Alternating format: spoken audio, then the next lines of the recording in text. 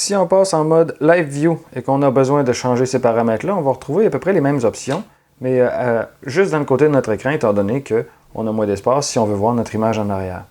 Vous pouvez appuyer sur des ISP. Si vous ne les voyez pas, vous pouvez appuyer dessus jusqu'à ce qu'ils apparaissent.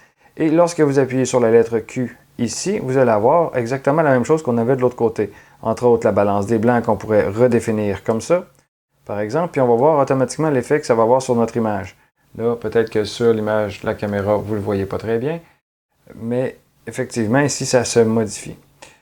On va avoir ici le mode standard, les compensations de lumière, la qualité même, encore là on retrouve les mêmes menus, et la sensibilité ISO pour éclairer notre sujet un peu mieux.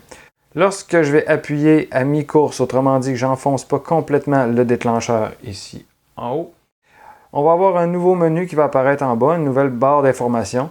Il s'agit là, entre autres, de mon posemètre qui est au centre, de ma vitesse qui est complètement à gauche en centièmes de seconde et l'ouverture qui est ici. Et si je veux les modifier, ben là, je n'ai pas accès par ce menu-là comme j'y avais accès tout à l'heure. C'est vraiment avec la roulette, comme on dit, la roulette en mode manuel modifie la vitesse en premier.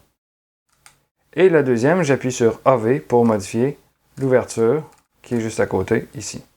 Donc, je peux voir automatiquement mon exposition. Et là, par exemple, mon écran peut me compter des menteries, donc je vais afficher mon histogramme pour être sûr d'évaluer correctement ma photo.